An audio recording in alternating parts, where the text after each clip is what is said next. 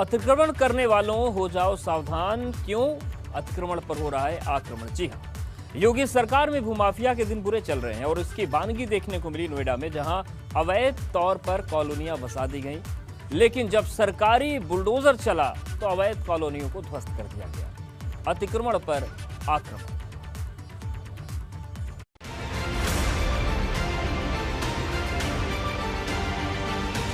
अवैध रूप से खड़ी कर दी कॉलोनी, चल गया उन पर सरकारी बाहुबली। दरअसल योगी सरकार में भूमाफिया के दिन बहुत बुरे चल रहे हैं। ऐसे में जगह जगह कब्जा की गई जमीनों को मुक्त कराया जा रहा है।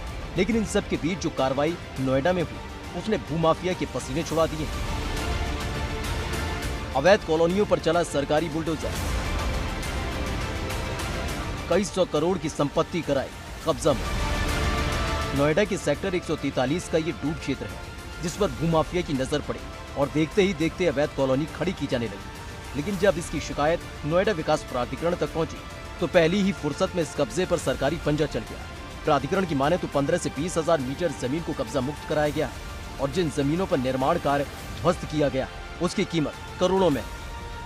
ये प्राधिकरण में निरंतर शिकायतें प्राप्त हो रही थी कि डूब क्षेत्र में कुछ लोग गरीब लोगों को गुमराह करके और ज़मीनों का क्रय विक्रय कर रहे हैं।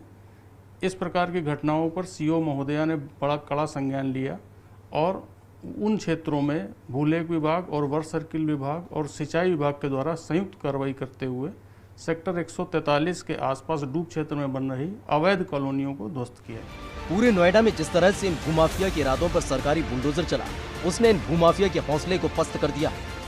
नोएडा प्राधिकरण ने भूमाफियाओं के कब्जे से करोड़ों की जमीन मुक्त कराई है। इस वक्त हम नोएडा के सेक्टर 143 स्थित पुस्ते के पास मौजूद हैं, जहां प्राधिकरण ने बुलडोजर चलाकर करीब 15,000 मीटर जमीन मुक्त कराई है। आप देख सकते हैं कि यहां पर अवैध कॉलोनियां काटी गई थी, पूरा कंस्ट्रक्शन किया गया था। प्राधिकरण की माने तो इस जमीन की कीमत कई 100 करोड़ है और यही वजह है कि कई वर्षों से जो भूमाफिया थे इस जमीन पर कब्जा करके बैठे थे।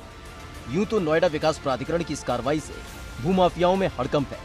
साथ ही एक झटके में कई 100 करोड़ की संपत्ति को कब्जा मुक्त करा लिया गया। लेकिन इसके साथ ही कई सवाल भी हैं। अवैध निर्माण के वक्त अधिकारी क्यों मूंद लेते हैं आके? कैसे रातों रात अवैध तौर पर कट जाती हैं कॉलोनियां?